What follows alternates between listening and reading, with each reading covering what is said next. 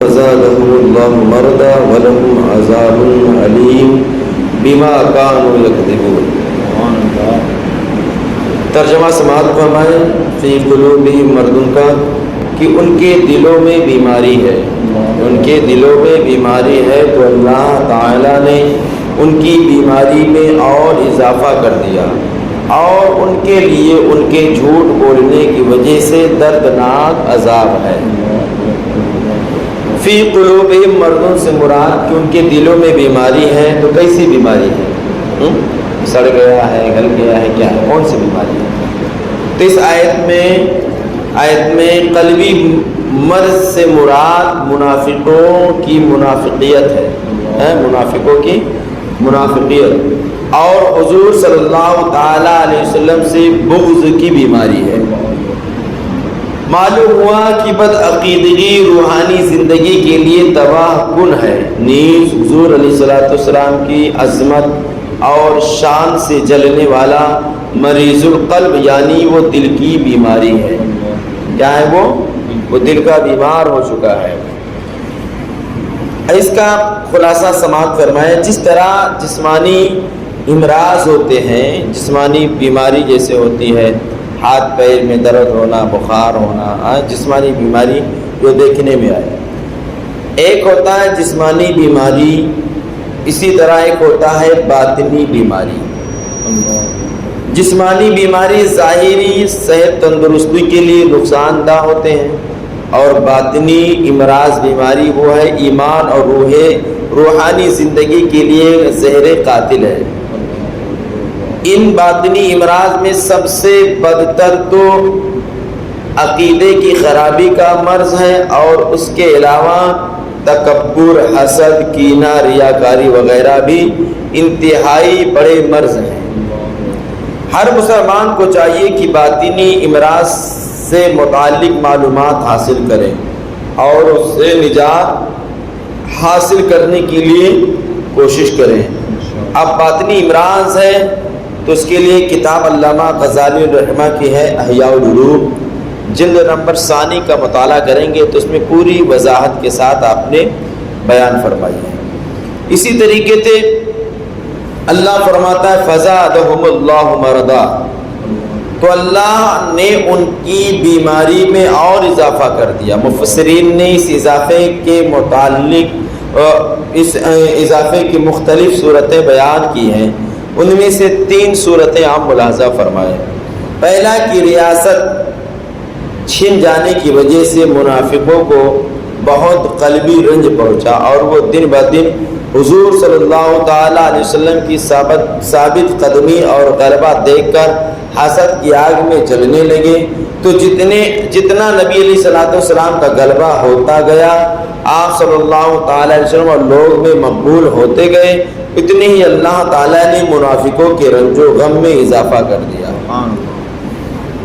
یعنی منافقوں نے یہ سوچا تھا کہ ہم حضور علیہ السلام سے دشمنی کر لیں گے، ان سے بات نہیں کریں گے، یا ان کی باتوں کو لے جا کر ہم اپنے گرو گھنٹال کو پیش کریں گے تو ہمارے ساتھ کچھ کارروائی کریں گے۔ تو وہ جیسے حرکتیں کرتے تھے، اللہ اور اپنے حبیب کی عزت و شان و شوکت کو بلند کرتے چلا گیا، اور جب بلند کرتا گیا تو ان کو تکلیف ہوتی گئی، تو یعنی ان کی بیماری اور بڑھتی چلی گئی۔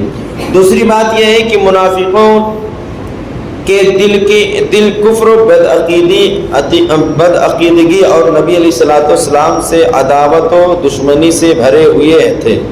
اللہ تعالیٰ نے ان کی ان چیزوں میں اس طرح اضافہ کر دیا کہ ان کے دلوں پر مہر لگا دی، تاکہ کوئی واعظ و نصیحت ان پر اثر نہ کر سکے۔ تو بہت سے ایسے لوگ ہیں جو بد مذہب وغیرہ، ان کو کتنا بھی آپ اللہ کے حبیب کی شان و شوکت بیان کرو، اولیاء کرام کی عظمت و وقار بیان کرو، مگر وہ جلدی ماننے کے لیے تیار نہیں ہے۔ وجہ کیا؟ جیسا کہ ایک کہاوت نا، بھینس کے آگے بیل بجاؤ بھینس کھڑی پکڑائے۔ ایسے جن کے دل سے نور ایمان نکل جاتا ہے، ان کے سامنے آپ کتنا بھی وضاحت کرو، کتنی بھی ذکر بخاری مسلم صحیح کی کوئی بھی حدیث روایت پیش کرو گے تو ان کے دل پر اثر نہیں ہوگا، مگر جن کے دلوں پر مہر نہیں لگا ہوا ہے وہ اثر کرے گا، اور نتائج یہ ہوتے ہیں کہ ایک دن وہ ڈر سے اور خوف خدا کی وجہ سے وہ ایمان لے آتا ہے۔ اس لیے بہت سے ایسے بدعقیدگی ان لوگوں کے اندر داخل ہوئی ہے مگر وہ تائب ہو گئے، کیونکہ اللہ نے مہر نہیں لگائی ہے، مگر جب مہر اللہ کا لگ جائے گا تو سمجھ لو وہ مٹنے والا نہیں ہے۔ مہر دنیاوی دیکھو، اگر ہم اپنے ہاتھ سے کسی جگہ کو تالا لگا دیں تو کوئی بھی اسے کھول سکتا ہے، مگر اگر حکومت نے تالا لگا دیا تو دنیاوی تو ڈریں گے کہ نہ جانے کون کون سا کیس مجھ پر لگا دیا جائے گا، تو حکومت کا تالا سے ہم ڈرتے ہیں۔ اور مہر والا تالا بھی کئی قسم کا ہوتا ہے، ایسے تالا مار دیا جائے گا تو لوگ یقین نہیں کریں گے، کہیں گے کوئی مار دے، مگر اگر مہر لگ گیا، اسٹمپ لگ گیا حکومت کا، گورنمنٹ کا، تو جلدی اس کے قریب کوئی تالا دیکھنے کا بھی نہیں کہ اس پر تو حکومت کا مہر لگا ہوا۔ جب حکومت کا مہر لگ جائے تو لوگ ڈرتے ہیں اور جلدی اس کے قریب نہیں جاتے ہیں، اور جب اللہ کا مہر لگ جائے گا تو کیسے اسے ہدایت ملے گی؟ تیسری بات یہ ہے، جیسے جیسے شرعی احکام اور نزول وحی میں اضافہ ہوا اور مسلمان کی مدد اور نصرت بڑھتی گئی، ویسے ویسے ان کا کفر بڑھتا گیا، بلکہ ان کا حال تو یہ تھا کہ کلمہ شہادت پڑھنا ان پر بہت دشوار تھا، اور اوپر سے عبادت میں اضافہ ہو گیا اور جرموں کی سزا بھی نازل ہو گئی، جس کی وجہ سے یہ لوگ بہت بے چین ہو گئے۔ تو بہت سے لوگ ایسے ہوتے ہیں نا، جیسے بہت سے جب گناہ لوگ کر لیتے ہیں تو کہا جاتا توبہ کر لو، کلمہ پڑھ لو، تو کہتے ہیں بعد میں کر لیں گے، بعد میں توبہ کر لیں گے، تو سمجھ لو اللہ رب العزت مہر لگا دیا ہے، تبھی تو کلمہ پڑھنے کے لیے ان کو دشوار، ورنہ لا الہ الا اللہ محمد رسول اللہ صلی اللہ علیہ وسلم کہاں مشکل ہے۔ اب کسی غیر مسلم سے آپ کلمہ پڑھاؤ تو اس کے زبان سے الفاظ ٹوٹیں گے بھی نہیں، اور مسلمان کے 4 سال بچے کو پڑھاؤ تو ایک دم بہترین انداز میں پڑھ لے گا۔ تو اللہ تبارک و تعالیٰ جب مہر لگا دیتا ہے تو کلمہ شہادت بھی زبان پر ادا نہیں ہوتے ہیں۔ اسی طریقے سے جب کلمہ شہادت اور پھر عبادات وغیرہ، زکوٰۃ دو، روزہ رکھو، نماز پڑھو، تو یہ سب ان کے لیے بہت دشوار ہوتی گئی، اور وہ اسی میں وہ ہمیشہ پریشان رہتے تھے، جس کی وجہ سے یہ ہمیشہ لوگ بے چین رہا کرتے تھے کہ یہ کیا ہو رہا ہے، ہم تو کھاتے تھے، سوتے تھے، ایک وقت گئے معبودان باطلہ کے سامنے سر جھکا دیا، اس کے بعد کام ہو گیا، یہ تو محمد عربی آئے ہیں، یہ تو حکم دے رہے ہیں ایک اللہ کی عبادت کرو، 5 وقت نماز پڑھو، 5 وقت نماز پڑھو، اور وہ وقت بھی فکس ہے، یہی وقت میں پڑھنی ہے۔ تو اس طریقے سے ان پر دشواریاں ہوتے گئی، مگر جو ایمان لایا، حضرت عمر فاروق اعظم رضی اللہ تعالیٰ جب ایمان نہیں لائے تو بہت دشواری، مگر جب ایمان لائے تو اللہ کے حبیب علیہ الصلوۃ والسلام کی مقدس بارگاہ میں عرض گزار ہوتے ہیں کہ یا رسول اللہ صلی اللہ علیہ وسلم، کیا ہمارا دین حق نہیں ہے؟ کیا ہمارا مذہب اسلام سچا نہیں ہے؟ کیا میرا خدا حق نہیں ہے؟ کیا آپ اللہ کے نبی نہیں ہیں؟ تو اللہ کے حبیب ارشاد فرماتے ہیں، ہاں ہمارا دین ہی تو برحق ہے، ہمارا اللہ برحق ہے، ہم اللہ کے نبی ہیں۔ پھر عمر فاروق اعظم رضی اللہ تعالیٰ عنہ عرض کرتے ہیں، یا رسول اللہ، پھر یہ چپکے سے عبادت کیوں کی جائے؟ اس سے پہلے اذان اور نمازیں لوگ چھپ کر پڑھا کرتے تھے، جب عمر فاروق اعظم ایمان لائے تو آپ کا بیان ہے کہ آپ نے کہا یا رسول اللہ عمر ایمان لایا ہے، اب چپکے سے نہیں، کھلم کھلی عبادت ہوگی۔ پھر اذان کا وقت ہوا، حضرت عمر رضی اللہ تعالیٰ نے جب اذان دی ہے، تاریخ شاہد ہے کہ مکہ کی کوئی ایسی وادی اور کوئی ایسی کوچہ، کوئی ایسی گلی، کوئی ایسا گھر نہیں تھا جہاں عمر فاروق اعظم کی آواز نہ پہنچی ہے۔ تو آواز حضرت عمر نے ادا کیا ہے، وہاں بھوگا ہوا کا انتظام نہیں تھا کہ آواز کم کر دو، آواز بڑھا دو، وہ اللہ رب العزت آواز کو پہنچایا ہے۔ جیسے ابراہیم علیہ السلام نے جب خانہ کعبہ کی تعمیر مکمل فرمائی تو اللہ رب العزت نے فرمایا، اے ابراہیم، جو کلمہ ہے اللہم لبیک لا شریک لبیک، یہ ورد کرو اور تمام لوگوں کو پکارو۔ حضرت ابراہیم علیہ السلام نے عرض کیا، مولا دنیا بہت لمبی چوڑی ہے، اور اللہ نے فرمایا قیامت تک کے لوگوں کو پکارو. تو حضرت ابراہیم علیہ السلام عرض گزار ہوتے مولا روحیں تو ابھی تو عالم ارواح میں ہیں اور ہم مکہ کے وادی میں ہیں, کیسے آواز پہنچے گی؟ اللہ نے فرمایا اے میرے نبی خلیل اللہ تم آواز نکالو, آواز نکالنا تمہارا کام ہے اور ان کے کانوں تک آواز پہنچانا میرا کام ہے. سبحان اللہ. تاریخ شاہد ہے جتنے لوگ نے آواز سنا لبیک اللہم لبیک, اور جس نے اس آواز کا جواب دیا ہے حدیث پاک ہے وہ اس وقت تک نہیں مرے گا جب تک کہ خانہ کعبہ کی زیارت نہ کر لے گا. آپ نے دیکھا بہت سے غریب ایسے ہیں کھانے کا نہیں ہے مگر کوئی نہ کوئی راستہ نکل گیا, وہ حج عمرہ کر کے آ گیا.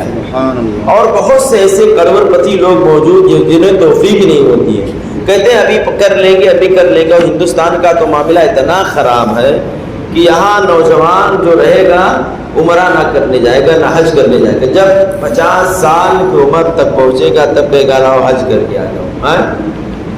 آخرکار حج وغیرہ کے ارکان بہت سخت ہے. سنیں, انسان جتنا طاقتور رہے گا اتنے اچھے سے ارکان حج ارکان عمرہ ادا کرے گا. ارکان حج ارکان عمرہ ادا کرے گا. مگر آج ہمارا کہیں گے ارے ابھی بہت باقی ہے, کچھ باقی نہیں. جب بڈھے ہو جاتے ہیں عمر زیادہ ہو جاتی ہے تو سہارے کی ضرورت ہے تو بیل چیر پر طواف کرتے ہیں. ہاں بیل چیر پر طواف کریں گے, صفا مروہ بیل چیر پر جائیں گے. وہ تو مجبوری ہے, جائز ہے, مگر بتاؤ وہ بہتر تھا کہ اب بہتر ہے؟ اب بہتر ہے نا. پیسہ تو آپ کے پاس جوانی میں آ گئی ہے, بڑھاپے میں حج کرنے کی کوشش کر رہے ہیں. تو لہٰذا اللہ تبارک و تعالیٰ جب آپ کو عطا کرے آپ فوراً کچھ مت سوچو, فوراً اللہ کے مقدس گھر کی زیارت کر کے آ جاؤ. رسول پاک صلی اللہ علیہ وسلم کے مقدس روزے کی زیارت کر کے آ جاؤ, جس کے متعلق میری سرکار نے فرمایا من زارا قبری وجبت لہو شفاعتی, جس نے میرے قبر کی زیارت کی اس پر میری شفاعت واجب ہے. جس نے میرے گھر کی زیارت کی یعنی گنبد خضرا روض مصطفیٰ جس نے دیکھا اس پر میری سرکار کی شفاعت واجب ہے. دعا فرمائیے انشاءاللہ. ہماری بھی تیاری شروع ہو سکتا ہے سرکار بلا لے, اور یقین ہے آج ہی بات ہوئی ہے, انشاءاللہ ہو سکتا ہے ربیع النور شریف میں حاضری کا شرف ہو جائے. بس دعاؤں کی درخواست ہے, ہو سکتا ہے ہم نے اپنی زبان پر لبیک کہا ہے اور ہمیشہ دعا مانگتے رہو مولا مجھے خانہ کعبہ کی در مصطفیٰ کی حاضری نصیب فرما. اور حضرت ابو ہریرہ رضی اللہ تعالیٰ کا عالم یہ تھا کہ آپ ایک بار حج کرنے کے لیے غالباً عمرہ کرنے کے لیے گئے تھے, اور جانے کے بعد آپ صرف عمرہ کر کے خانہ کعبہ شریف کی زیارت کر کے آ گئے, مدینہ الرسول نہیں گئے. یہی حدیث کو وہابیوں نے کوٹ کیا ہے اور کہتے ہیں مکہ جاؤ چلے آؤ مدینہ مت جاؤ, یہ راوی ہے ابو ہریرہ. تو ابو ہریرہ رضی اللہ تعالیٰ ایک روایت ہے نظروں سے گزری مگر کتاب کا حوالہ ذہن میں نہیں ہے. تو آپ نے جب واپس آئے تو کسی نے پوچھا مدینہ نہیں ہے؟ تو حضرت ابو بکر صدیق حضرت ابو ہریرہ رضی اللہ عنہ کا جواب سنو. آپ نے فرمایا تھا ابھی میں خانہ کعبہ کے ارادے سے گیا تھا, واپس جا کر مدینے کے ارادے سے آؤں گا, واپس جا کر مدینے کے پہنچوں گا تاکہ یہاں جاؤں تو ثواب الگ ہے وہاں جاؤں تو مقام الگ ہے. یہاں کا ثواب الگ ہے وہاں کا مقام الگ ہے. میں یہ نہیں چاہتا ہوں کہ دو حصوں میں تقسیم ہو جائے, میری محبت دو حصوں میں بٹ جائے, ایک خانہ کعبہ کی محبت اور ایک مدینہ الرسول کی محبت. تو خانہ کعبہ کی محبت اپنی جگہ پر ہے, مصطفیٰ جان رحمت قریب رسول رحیم صلی اللہ علیہ وسلم کی محبت اپنی جگہ پر ہے. تو ایسے لوگ اب پتا چلا یہ لوگ جو کہتے ہیں مکہ جاؤ دھکا کھا کے چلے آؤ مدینہ مت جاؤ, اب ان سے پوچھو یہ روایت تو پڑھی ہے مگر یہ بھی تو روایت سامنے دے کہ حضرت ابو ہریرہ رضی اللہ تعالیٰ نے کہا میں واپس پھر جاؤں گا, یہ تو مکہ کی نیت سے ہے اب دوبارہ مدینے کی نیت سے جاؤں گا.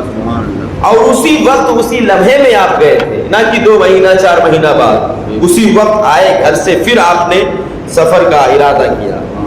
تو فرمایا گیا جن کے دلوں پر اللہ نے مہر لگا دی ہے وہی لوگ ہدایت پر نہیں آ سکتے ہیں, اور جن کے دلوں پر اللہ نے مہر نہیں لگایا ہے اللہ ضرور اسے ہدایت نصیب عطا فرمائے گا۔